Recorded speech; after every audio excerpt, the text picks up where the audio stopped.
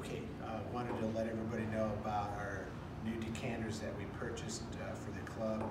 We have roughly 6 of those at this point, and we also purchased some tools to assist you for aerification and sediment straining during the decanting process.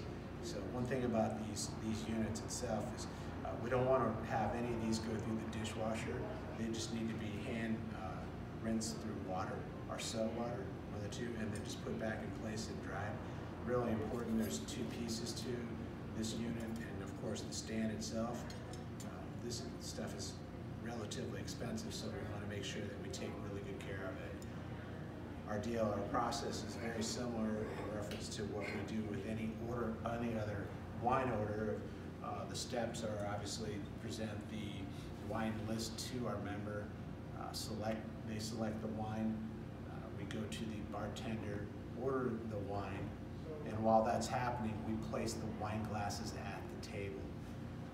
Anything over $50, I would suggest that we automatically decant. At times there'll be individuals that do not want that. Just wanted, while we're doing this video, share with you, make sure the proper use of wine glasses, when we put it on the table, we want to make sure that we're using the stemware. So place it to the right of the individual, next to these, right above the spoon and next to the knife. Of course, this is a white wine glass, very important. We don't use those for our red wine. We have our premium red wine glasses. We're not sharing that at this moment, but I think most of us are familiar with them. If not, let us know. Very important that we put the glasses out. If you're dealing with a little anxiety in reference to how to open the wine, or you're going to struggle a little bit in your mind, get everything in play ready for us to make sure that we can ask somebody to serve, so everything is going to be in this process. You're looking how we like everything laid out, minus the wine glasses. So what's important about that is we're going to do some side work changes. We'll have 2 carts prepped for decanting, and we'll also have roughly 12 service towels that would be part of the side work to have on this cart, as well as the decanter and the strainers themselves. So you've ordered your wine.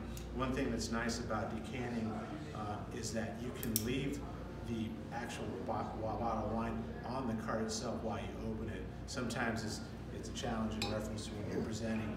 You still want to present the wine to the individual at the table. You'll come back to your cart, and you'll want to go ahead and place the cart or the bottle on the cart. You'll have your professional wine key.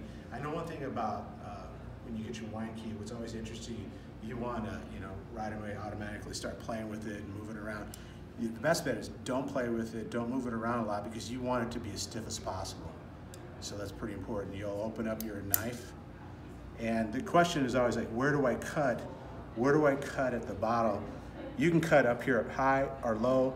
Your ultimate goal is one thing, is to make sure that when you do cut it, that when you're done and the wine is being poured, that it does not go over any of the seal itself. So once again, you just want to peel it back just a touch. And sometimes you can just pull them right off, but obviously you can see I did a slight cut right up top. That question's asked to me quite often. I would say whatever's comfortable for you.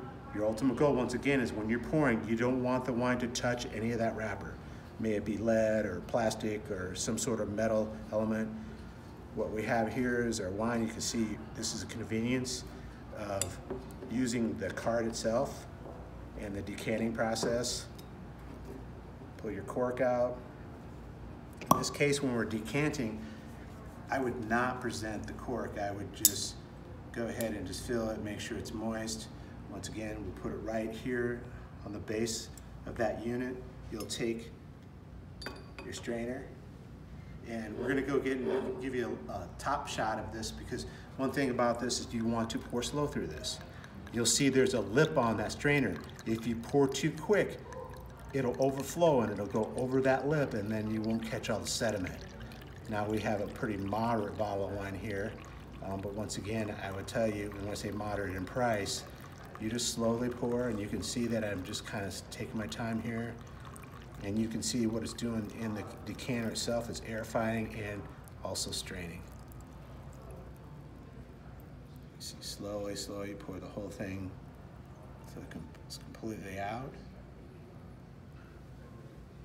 Set the bottle down, and then you'll take your service. Once again, you'll let that drip dry, and once again, what you'll do is you go to the table, whoever's ordered the wine, is just give them a small tasting.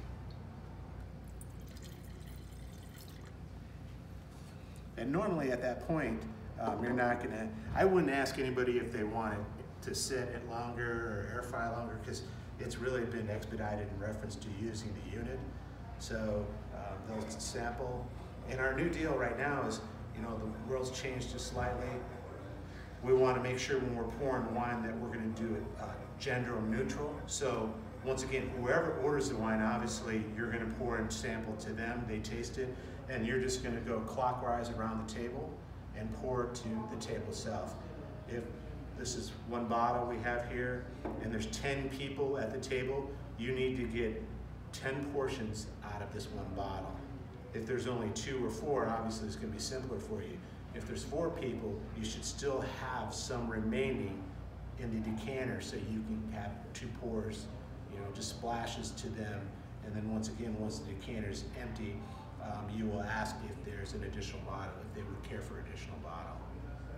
Just wanted to give you the insight on how to use our new tools for decanting wine, and also let you know about some different side work and things that we're doing to make life a little more convenient for us here at the club.